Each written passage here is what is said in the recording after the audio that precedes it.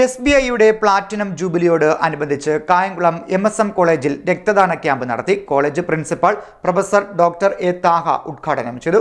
State bank of ഇന്ത്യയുടെ platinum ജൂബിലിയോടനുബന്ധിച്ച് മാവേലിക്കരയിലെ SBI റീജിയണൽ ബിസിനസ് ഓഫീസും കായംകുളത്തെ ടൗൺ ബ്രാഞ്ചും സംയുക്തമായി കായംകുളം MSM കോളേജിൽ രക്തദാന ക്യാമ്പ് സംഘടിപ്പിച്ചു. സ്റ്റേറ്റ് ബാങ്ക് ഓഫ് ഇന്ത്യയുടെ 70ാമത് സ്ഥാപക ദിനത്തോടനുബന്ധിച്ച് ബാങ്കിന്റെ CSR പ്രവർത്തനങ്ങളുടെ ഭാഗമായി 70,000 യൂണിറ്റ് ബ്ലഡ് കളക്ട് ചെയ്യാനാണ് രാജ്യത്തുടനീളം ബാങ്ക് ലക്ഷ്യമിടുന്നത്.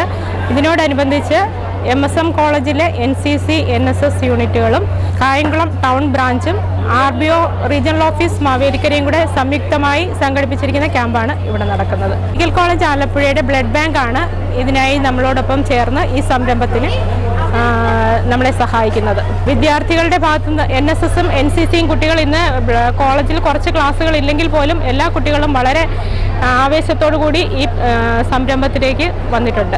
MSM college principal doctor Muhammad Taha camp ഉദ്ഘാടനം ചെയ്തു. Town bank chief manager Biju Lakshman, Shiny Thomas, doctor Ansari തുടങ്ങിയവർ സംസാരിച്ചു. നിരവധി NCC കേഡറ്റുകൾ രക്തദാന ക്യാമ്പിൽ പങ്കെടുത്തു.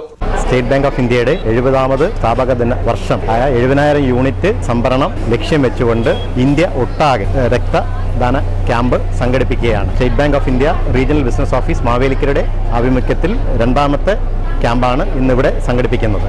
MSM കോളേജിലെ വിദ്യാർത്ഥികളും NSS യൂണിറ്റ് അതുപോലെ തന്നെ NCC യൂണിറ്റും സംയുക്തമായി ചേർന്നാണ് ഈ ക്യാമ്പ് സംഘടിപ്പിക്കുന്നത്. CDNet news Kayamkulam.